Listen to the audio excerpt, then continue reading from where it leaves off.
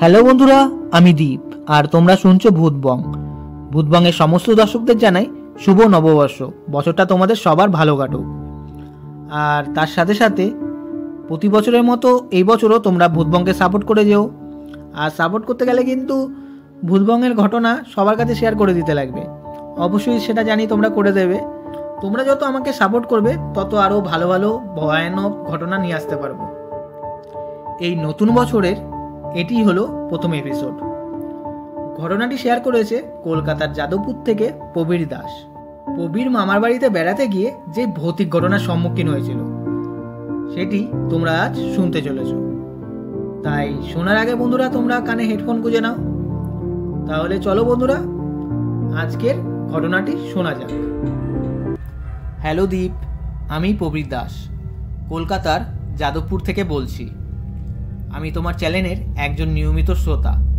আমার ভূতবংয়ের ঘটনাগুলো শুনতে খুবই ভালো লাগে।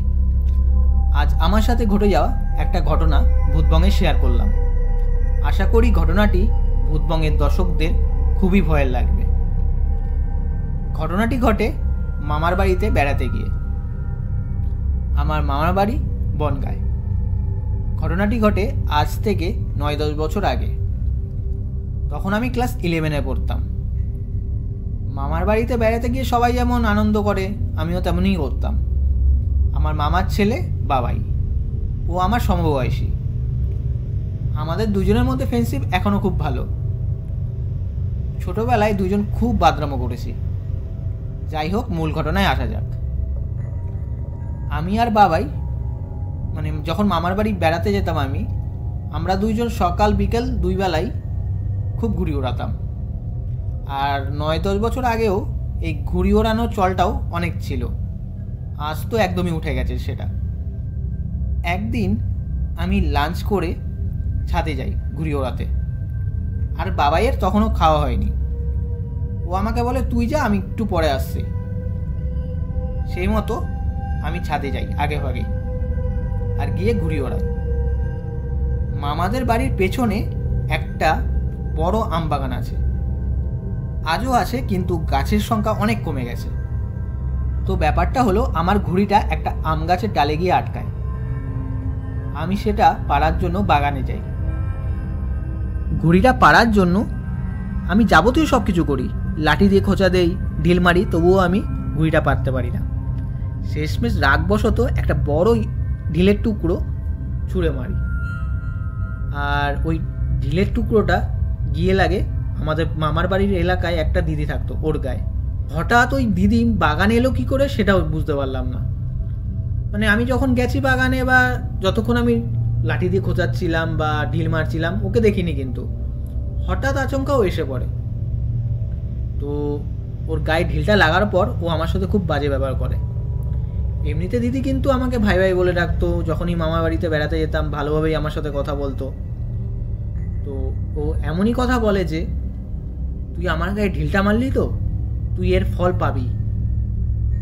তো আমি অনেকবার ওর কাছে সরি চাই, তবুও একটা রাগান্বিতভাবে তাকিয়েছিল আমার দিকে আর বলেই যাচ্ছে, তুই এর ফল পাবি, বারবার এই কথাটা বলে যাচ্ছে। এই কথা বলে ও চলে যায়। তারপর দেখি ছাদ থেকে আমার মামার ছেলে বাবাই আমাকে ডাকছে, আর ও আমাকে বলে যাচ্ছে, তুই একা একা বাগানের মধ্যে কি করছিস এই ভর দুপুরবেলায়, তাড়াতাড়ি ফিরে আয়।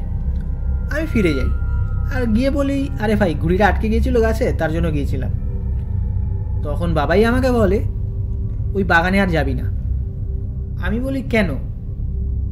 তখন ও আমাকে একটা ধমক দেয়, আর ধমক দিয়ে বলে, তুই একা গিয়ে কি ঘুড়িটা পারতে পারলি? আর আরও তো ঘুড়ি আছে, সেগুলো ওরা।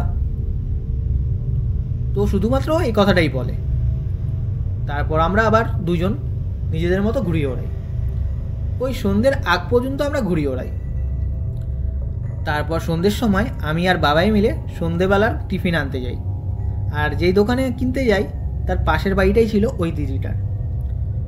তখন আমি বাবাইকে বলি, জানিস ভাই, দুপুরে না যখন ওই বাগানে গিয়েছিলাম ঘুড়ি পাড়তে, তখন ওই আমার ছোড়া ঢিলটা এই বাড়ির দিদিটার গায়ে লেগেছিল।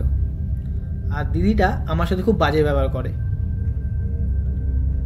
বাবাই আমার মুখের দিকে চেয়ে আছে একভাবে, আর ও বলে, কি বলিস রে? আমি বলি, হ্যাঁ রে। ওর মুখটা না পুরো শুকিয়ে যায়। তারপর রাস্তায় আর কোনো কিছু ও আমাকে বলে না। বাড়ি ফিরি, খাওয়া দাওয়া করি। তারপর বাবাই আমাকে বলে, তুই সত্যি ওই দিদিকে দেখেছিলিস? আমি বললাম, মিথ্যা কথা কেন বলতে যাব? তখন ও বলে, জানিস, শুনলে তো অবাক হয়ে যাবি, ওই দিদি 1 মাস আগে ওই বাগানে গিয়ে ফাঁস দিয়ে আত্মহত্যা করে। এই কথা শোনার পর আমি পুরো শক হয়ে যাই। তখন আমি বলি, তাহলে আমি এটা কি দেখলাম, ভূত? বাবাই বলে, হ্যাঁ, ভূতই দেখেছিস, এমন অনেকেই দেখে। তাই ওই বাগানে আর কখনো যাবি না একা একা। আর মামা মামিও আমাকে সেই কথা বলে যে বাগানে না যাওয়ার জন্য।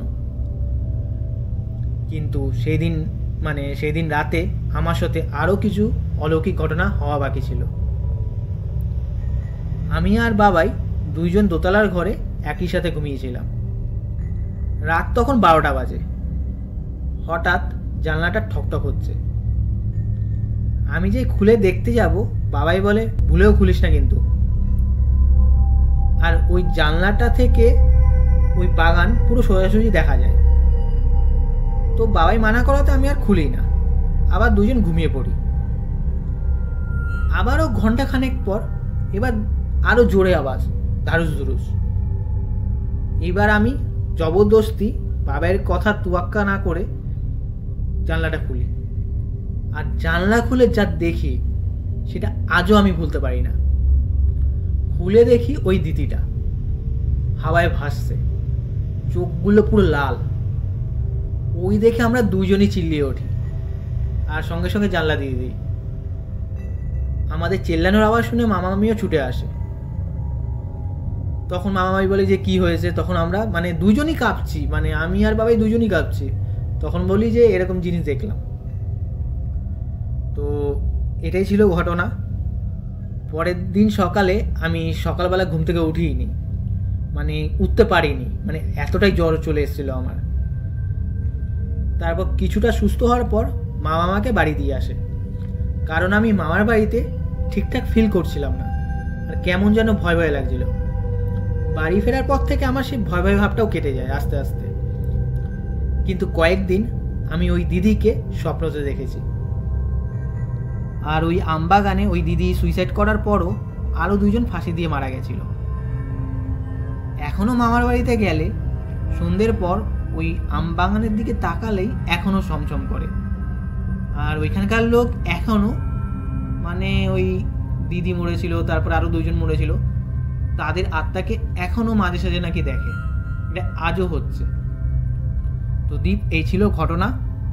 যদি ঘটনাটা ভূতবঙ্গে পড়ে শোনাও তাহলে খুব খুশি হব, আর দর্শকদেরও ঘটনাটা খুব ভয়ের লাগবে। তাহলে বন্ধুরা, আজকের এই ঘটনাটা কেমন লাগলো কমেন্ট করে জানিও, আর লাইক করে দিও। আর বন্ধুরা, তোমরাও যদি আমাদের ভূতবঙ্গে ঘটনা পাঠাতে চাও তাহলে আমাদের ভূতবঙ্গের ইমেল আইডি bhutbongofficial@gmail.com পাঠিয়ে দিও। তাহলে বন্ধুরা, আজকের জন্য এইটুকুই। Tata, by.